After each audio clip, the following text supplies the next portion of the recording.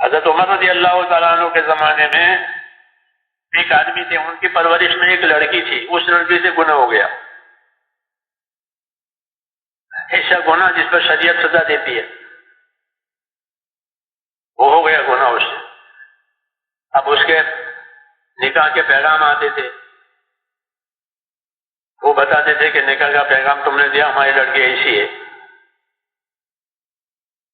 حضرت عمر کو خبر ہوئی تو فرمایا خبردار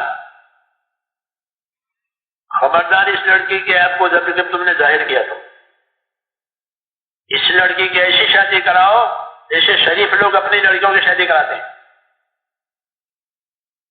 پردہ ڈالو پردہ ڈالو کہ ماحول میں خرابی نہ آئے۔ حمیت الباطل بترک ذکر ہی، باطل اور نامناسب چیزیں ماحول میں آ گئی ہیں تو کہ خاموش رہو، اس کا چرچا نہ کرو، اس کا افشا نہ کرو، نہیں تو یہ دلوں کو خراب کرے گی اور ماحول کو بھی گندا کرے گی۔ یہ ہوا یہ ہوا یہ ہوا، آج کل یہ ہو رہا ہے، پھیلاؤ کا زمانہ ہے، ایک چیز وہی دنیا میں پھیل جائے گی۔ تو یہ طریقہ باطل کا ہے۔ ہمارا ماحول یہ ہے کہ جو ہنر ہے، بھلائی ہے، اس کا تو چرچا کریں گے، خوبیاں بیان کریں گے، خوبیاں دیکھیں گے۔ مولانا الیاس صاحب رحمۃ اللہ علیہ فرماتے تھے کہ ہماری دعوت تو خوبیوں کا لین دین ہے، یہ دعوت ہماری خوبیوں کا لین دین، خوبیاں دیکھو اور خوبیوں کو دین پر لگواؤ۔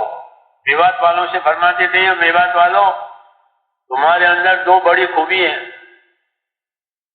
کہ کیا؟ ایک تمہاری سادگی ہے اس زمانے میں،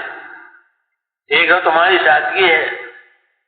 اور دوسری خوبی تمہارے اندر تمہاری جفا کشی ہے، محنت کرنا، پیدل چلنا، بھوکا رہنا، یہ کرتے تھے، جفا کشی، مشقت کو برداشت کرنا دین کے لیے۔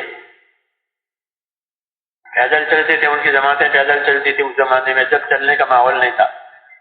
اور سامان کی کمی کے ساتھ چنے باندھ کر کے چلتے تھے، کھانا ہے نہیں، چنے پیدا ہوتے تھے ان کی کھیتیوں میں، تو چنے باندھ کر کے اپنے ساتھ چنے رکھ لیے، وہ چنے کھا لیے، یہ خوبی تھی، اس کو مولانا نے اجاگر کیا، یہ جفاکشی ہے تمہاری۔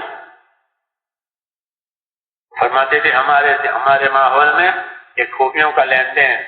یہ خوبی دیکھو، اللہ تعالیٰ نے سب کو خراب نہیں پیدا کیا ہے، یہ سب خراب ہے، حکمت کے خلاف ہے کہ خرابی پیدا کرے، نہیں خوبی، ہاں نظر خوبی کی تلاش میں ہونی چاہیے، نظر خوبی کی تلاش میں کہ اس آدمی میں یہ خوبی ہے، اس آدمی میں یہ خوبی ہے، پانچوں گلیاں ایک سے نہیں بنائی۔ فرماتے تھے خوبی تلاش کرو، پھر اس خوبی کو حق پر لگوانا، اس آدمی میں یہ خوبی ہے، چاہے وہ دشمن ہے مخالف ہے مگر اس میں خوبی ہے، تو دعوت دینے والے کو اس کی خوبی کی قدر ہے، اس کی دشمنی سے درگزر ہے، اس کی دشمنی سے درگزر اور اس کی خوبی کی قدر ہے۔ چنانچہ حضرت خالد رضی اللہ تعالیٰ عنہ کے بارے میں حضور صلی اللہ علیہ وسلم نے کہا، خالد رضی اللہ عنہ کو بہت پکی دشمنی تھی رسول صلی اللہ علیہ وسلم سے، کہ اِنَّا نَكْرَهُ الْمَعَاصِي وَلَا نَكْرَهُ الْعَاصِي، کہ ہم گناہوں کو ناپسند کرتے ہیں، گنہگاروں کو ناپسند نہیں کرتے، گنہگار کو ناپسند نہیں کرتے، گناہ کو ناپسند کرتے، کیوں؟ گنہگار تو ہمارا ہے، اس کے گناہ ہے وہ پسند نہیں ہے، جیسے چور اور چوری، تو چوری ناپسند ہے، اور چور، کہ چور تو ہمارا آدمی ہے، اس کو لاؤ بڑھاؤ تاکہ اس کی چوری چھوٹ جائے۔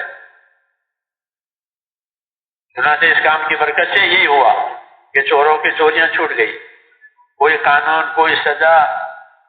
وہ پاک نہیں کرتی گناہوں سے۔ الحمدللہ یہ محنت لوگوں کو گناہوں سے پاک کر دے گی، گناہ میں سے آدمی نکل جائے گا، اللہ کا خوف پیدا ہوتا ہے، لیکن اس کو لایا جاتا ہے اکرام سے اور حسن معاشرت سے، یہ اچھی طرح کا برتاؤ، احسان کا، انصاف کا، کہ پھر دل جڑ جاتے ہیں، یہی بڑی بات ہے۔ حضور صلی اللہ علیہ وسلم نے اسی ماحول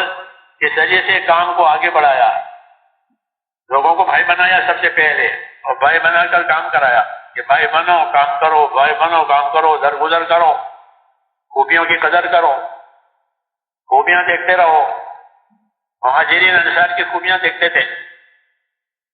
حالانکہ مہاجرین افضل ہیں انصار سے، پہلا نمبر انہیں کا ہے،